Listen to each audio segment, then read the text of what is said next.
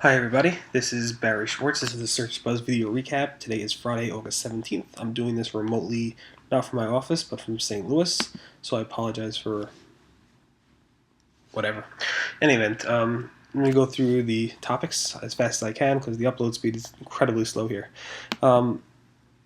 Google cuts, Matt Cutts at SES San Francisco, went ahead and talked about, I guess, Penguin, and he talked about how things were going on. I wasn't there. I basically quoted several of the blog posts out there, taking things out of context. In any event, it got a tremendous number of comments. Right now, 167 comments, basically talking about how Matt Cutts said certain things and what he really meant, what he didn't mean. You should definitely take a look at this. He went on to explain things better.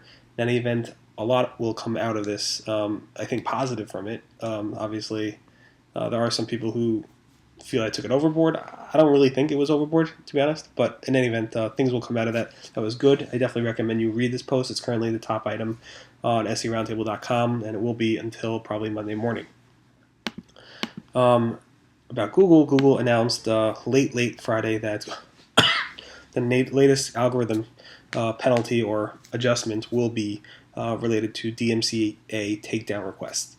So if Google says now if there's a significant number of valid takedown requests issued via DMCA forms, obviously Google's website, Google will go ahead and take that into account and obviously adjust the rankings for that site in whole as a whole lower.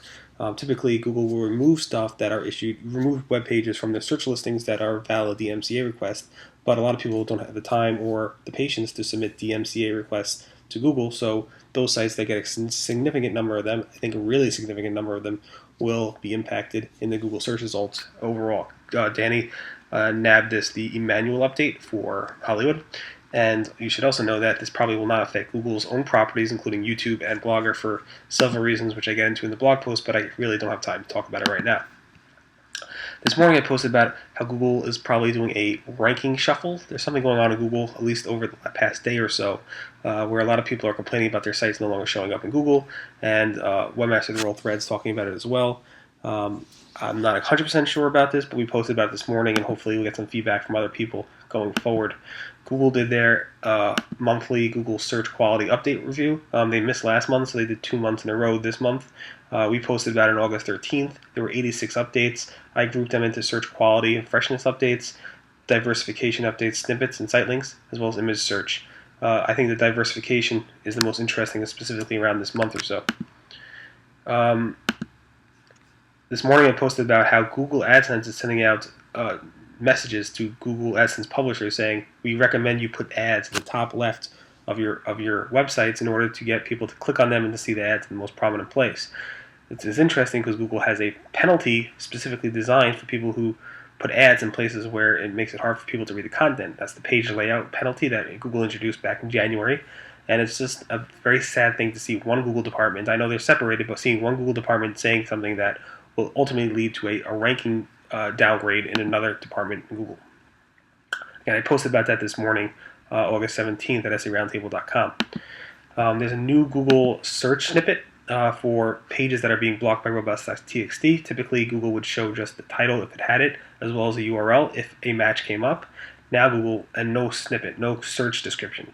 Now Google showing a search description that says a description for this result is not available because this site's robots.txt is blocking it. And you can learn more. There'll be a link on that result. It's pretty cool. I think this is a much better user experience for searchers, as well as it helps webmasters who don't realize that they're blocking Google.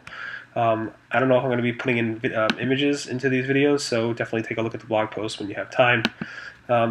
Google, this is something we know from about a year and a half ago, that Google treats subdomains as internal domains when it's going ahead and looking at Webmaster tools.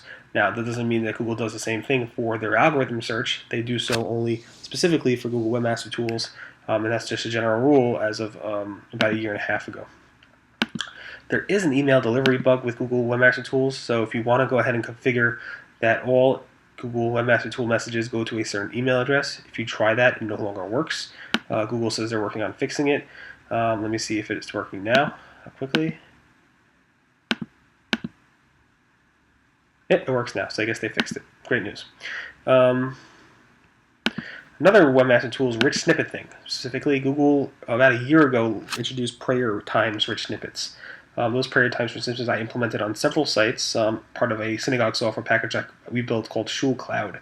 In any event, Google said they removed that feature because there's not many sites were adopting it. Honestly, there would be thousands of sites using it by now if they kept it, because my software is being adopted by many synagogues. In any event, it is no longer working. There's a lot of complicated issues with it. I'm glad they actually removed it, outside of people not using it. Google has a new FAQ posted by Jade from Google, basically describing if you should upgrade or not to the Google Local Social Plus pages from your business pages. I definitely recommend you read it, because Google's been having several errors that come up with migration, and Google's Jade explains why things are happening and when you should do it. Google Plus is adding vanity URLs. They're testing it right now with a couple properties, so Google's going to announce more about how you can get your own vanity URLs soon. Google had a cool Easter egg with the I'm Feeling Lucky button on August 14th. I have a video of how it works. Basically, if you would have moused your mouse over cursor over the I'm Feeling Lucky button, it would show different things like I'm feeling doodly, I'm feeling playfully, I'm feeling artistic, hungry, puzzled, trendy, stellar, and wonderful. So it's pretty fun to see, and each one led to a different property. Again, we have a video showing that off on August 14th. And talking about fun things, Google had a logo for Julia Child, and also for India's Independence Day the same day. And the London closing ceremony logos, I posted all the Google Doodles on this past Sunday for the London Olympics. Again, I'm not going to be posting images in the video because I want to get this released very soon. Today, again, is August 17th, Friday. My name again is Barry Schwartz. This is the Search Buzz Video Recap, the news we covered over the past week at the Search Engine Roundtable. Thanks so much for listening, and have a great weekend. Bye.